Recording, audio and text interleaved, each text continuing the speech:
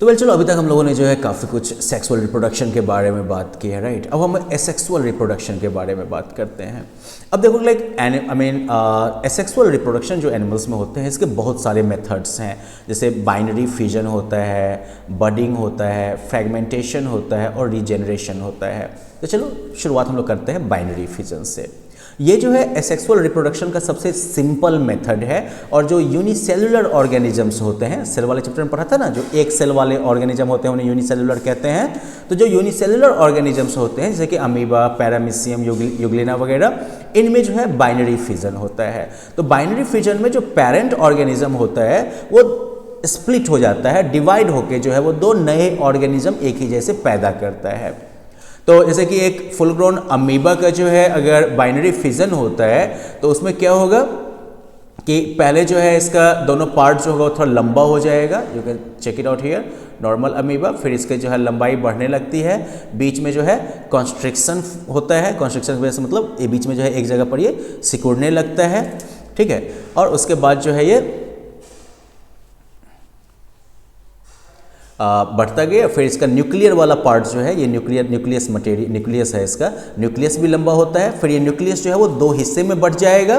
फिर बाद में जाके जो साइटोप्लाज्म है इसका वो भी जो है डिवाइड हो जाएगा। साइटोकाइनेसिस के प्रोसेस के थ्रू जो है इसका जो है ये हिस्सा जो है सेल जो है वो दो हिस्से में बिल्कुल बट जाएगा। तो यहाँ पर जो है बेसिकली जब न्यूक्लियस जो है वो जब लंबा हो जाता है और बीच में जब कॉन्स्ट्रिक्शन फॉर्म होता है, बीच में एक जगह जब वो सिकुड़ने लगता है, तो इस प्रोसेस को कहते हैं कैरियोकाइनेसिस।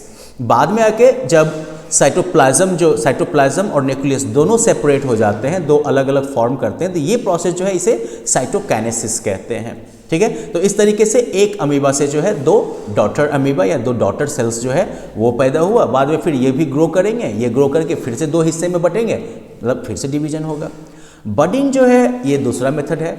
बडिंग में क्या होता है कि पेरेंट ऑर्गेनिज्म के बॉडी पर जो है एक बड टाइप का फॉर्म होता है, ठीक है, और ये जो है बाद में साइज में बढ़ता जाता है और फिर जो है ये अलग होकर नया ऑर्गेनिज्म फॉर्म कर लेता है। जैसे यहाँ पर हाइड्रा का एग्जांपल देखो, ये पेरेंट हाइड्रा हो गया, पेरेंट के बॉडी पर छोटा सा बड यहाँ पर फॉर्म होता है, राइट। ये बड जो है धीरे धीरे बड़ा होकर अब क्या हो गया, ये भी जो है प्रॉपर हाइड्रा का फॉर्म ले लिया इसने, नया हाइड्रा बन गया और फिर ये नया हाइड्रा जो है इससे सेपरेट होकर अलग हो जाएगा, ठीक है।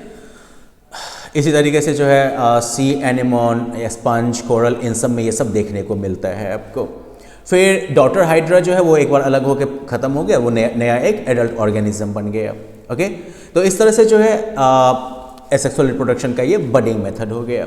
क्लोनिंग जो है वो भी एक मेथड है, ये आर्टिफिशियल मेथड हो गया बेसिकली, ठीक है ना। तो क्लोनिंग जो है वहाँ पर क्या होता है कि एक सेल या फिर किसी बॉडी पार्ट या कंप्लीट ऑर्गेनिज्म का एग्जैक्ट कॉपी तैयार किया जाता है।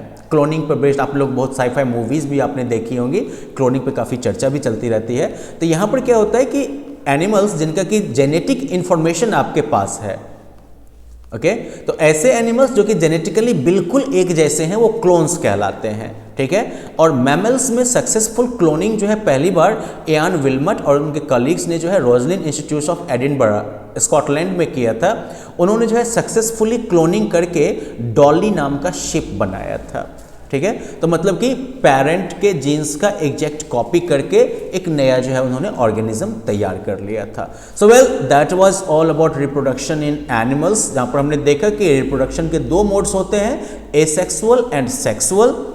सेक्सुअल में हमने देखा कि सेक्सुअल जो रिप्रोडक्शन होता है इसमें मेल गैमेट और फीमेल गैमेट इन्वॉल्व होते हैं। मेल गैमेट जिसे कि स्पर्म कहते हैं, फीमेल गैमेट जिसे कि ओवम कहते हैं। मेल और फीमेल गैमेट जो है वो फ्यूज होके जो है आपस में फ्यूज होके मिलके जो है जायगोट फॉर्म करते हैं। अब यहाँ पर जो मेल और फीमेल गैमेट का जो मिलना होता है, this process is called fertilisation. और फर्टिलाइजेशन जो है वो फीमेल बॉडी के इनसाइड भी हो सकता है और फीमेल बॉडी के आउटसाइड भी। इनसाइड हुआ तो ये इंटरनल फर्टिलाइजेशन हो, जैसे कि इंसान वगैरह में होता है। एक्सटर्नल अगर हुआ तो अगर बॉडी के फीमेल बॉडी के बाहर हुआ तो ये एक्सटर्नल फर्टिलाइजेशन कहलाता है, जैसे कि फ्रॉग्स, टोड्स, फिशेस इनमें होता है। अब आगे हम बात करते हैं कि ह्यूमंस में अगर हम बात करें तो ह्यूमंस में मान लो कि फीमेल रिप्रोडक्टिव सिस्टम को अगर आप देखिएगा तो इसमें क्या होता है तो आपका जो है सबसे पहले ओवरीज जो कि एग रिलीज करेगा, ओवरीज से जो है फेलोपियन ट्यूब अटैच्ड होता है, जो फेलोपियन ट्यूब जो है वो आके यूट्रस में मिलता है, और फिर ये यूट्रस जो है वो एक muscular pipe sort of structure से जुड़ा होता है जिसे कि वजाइना कहते हैं, जो कि फीमेल बॉडी के बाहर तक एक्सटेंड होता है।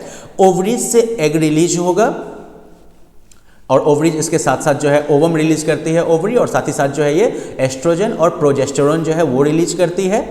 ओके, अब उसके बाद क्या होता है, फिर मेल वाला सिस्टम देख लो। तो सबसे पहले टेस्टिस, ठीक है, जो कि मान लीजिए कि बॉडी के बाहर जो है एक्सटेंडेड पॉच में जो है रहता है, वहाँ से जो है वास्ट डिफरेंस के थ्रू जो है ये यूरेथ्रा से जुड़ता है, यूरेथ्रा जो है पेनिस से जुड़ा होता है। तो टेस्टिस से जो है मान लीजिए कि स्पर्म रिलीज होता है, जो कि वास्ट डिफरेंस के रास्ते आते हुए जो है यूरेथ्रा में मिलता है। बीच में इसमें जो है सेमाइनल फ्लूइड मिक्स होता है और ये सीमेन फॉर्म करता है। फिर ये सीमेन जो है पेनिस के रास्ते से रिलीज होता है। अब ये स्पर्म जो होता है, ये टेस्टिस जो है मान लो कि स्पर्म के साथ टेस्टोस्टेरोन भी रिलीज करता है, मेल सेक्स हार्मोन हो गया आपका ये। तो अब ये स्पर्म जो टेस्टिस से रिलीज हुआ, ये ओवम के साथ मिलेगा, फर्टिलाइजेशन होगा।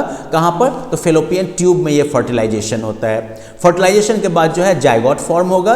जाइगोट के बाद जो है सेल डिवीजन होते हुए, सेल डिवीजन काफ़ी तेजी में होगा और सेल्स का जो है एक बॉल टाइप का बन जाएगा, कई सारे सेल्स का। ये जो सेल्स का जो है ये बॉल टाइप का, गेंद टाइप का जो बन जाता है छोटा सा, इसे एम्ब्रायो कहते हैं। ये एम्ब्रायो जो है फिर यूट्रस में आता है। यूट्रस में आने के बाद जो है फिर फर्दर सेल डिवीजन होता है, इसका साइज बड़ा होता है, different body parts, body structure जो है वो डेवलप होने लगता है। तब जब बॉडी पार्ट्स डिफरेंट पहचाने जा सकते हैं तो उस स्टेज में इसे जो है फेटस कहते हैं। फेटस जो है वो यूट्रस से प्लेसेंटा के द्वारा जो है जुड़ा रहता है। प्लेसेंटा के थ्रू ही इसे जो है ऑक्सीजन और बाकी जो न्यूट्रिशन चाहिए वो मिलता है। साथ ही साथ जो है जो वेस्ट होता है फिटस के बॉडी के अंदर का, वो भी प्लेसेंटा के रास्ते से ही जो है बाहर निकलता है। जब डेवलपमेंट कंप्लीट हो जाता है तो बेबी जो है उसका बर्थ होता है। अगर फर्टिलाइजेशन नहीं होगा तो उस केस में ओवम जो है वो कुछ मसल्स और ब्लड के साथ जो है बॉडी से बाहर निकाल दिया जाता है, जिस प्रोसेस को जो है हम मेंस्ट्रुएशन कहते हैं। अब अगर किसी कारण से, हम लोगों ने यहाँ पर फेलोपियन ट्यूब को देखा था, अगर फेलोपियन ट्यूब में ब्लॉकेज आ जाए किसी कारण से, तो ऐसे केस में डॉक्टर्स जो होते हैं वो ओवम और स्पर्म को जो है कलेक्ट कर लेते हैं सेपरेटली और उसको जो है टेस्ट ट्यूब में डाल के फर्टिलाइजेशन करवाते हैं, एम्ब्रियो फॉर्म करते हैं, फिर मतलब एक आध हफ्ते में एम्ब्रियो फॉर्म करते हैं, फिर उसको जो है यूटेरस में जो है फिर प्लांट कर दिया जाता है और उसके बाद जो है नॉर्मल चाइल्ड बर्थ हो जाता है। तो ये कहानी है आपके ह्यूमंस की, एंड दैट इज मोटा मोटी the summary of your chapter. Now you can try the answer questions at the end of this to just check your understanding. Well then that's the end, bye bye.